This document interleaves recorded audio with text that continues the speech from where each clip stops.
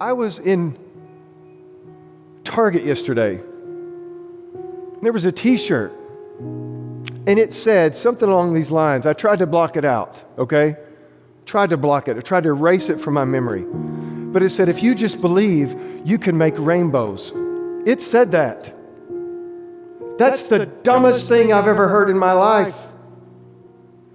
Now, I know they didn't mean literally make rainbows, but there's a little girl somewhere walking by this shirt and going, I knew it. Unicorns are real, and I can make rainbows. I just have to believe enough. Now, it's silly, I know, but it's not silly when you think about how true that is. That people would rather believe and think that you can do anything you put your mind to, but God has put himself on display in such a way, and them go, You know, these name it and claim it preachers on TV who are just telling people how awesome everything is. And if you just believe enough, your life will be awesome too. Oh, you need money, you need a house payment? Just believe and God will send it to you. It's no different than the t-shirt at Target.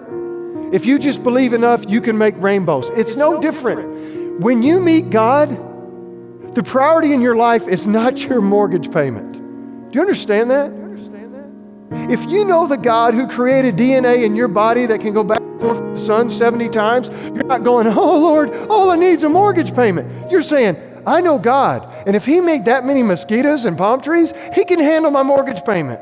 And I'm not going to spend my whole life begging God to do something he's promised to already do, and that is to provide all of my needs. So I'm going to rest, and I'm going to put God on display in this way. I don't have to fix and strive and worry and angst over everything, because God is good and he is more powerful than you can ever imagine. That's what people need to hear. God is good enough to be honored and never fix your problems, and he's still worthy of it. Still worthy of it.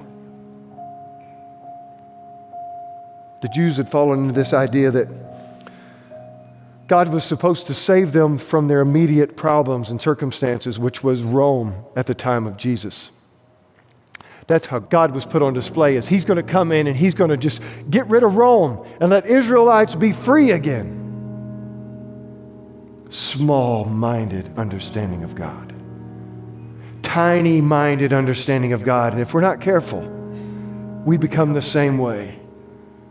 We have our little Romes in our life, these little problems, these little things, these little dictators, these little controlling factors in our life. And we tell ourselves, once this is gone, I'm going to be a free man or a free woman, and I'm going to be walking hand in hand with Jesus. But right now I need Jesus to fix this. And we've been saying that for 12 years.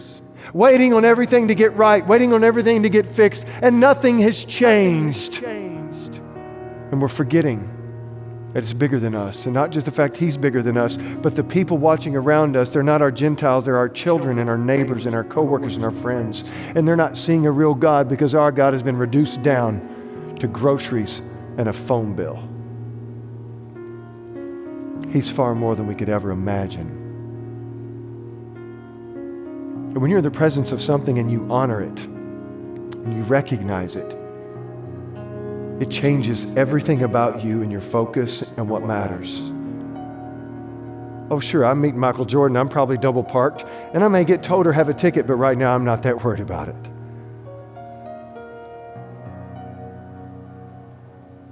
God is so much more than we could ever imagine.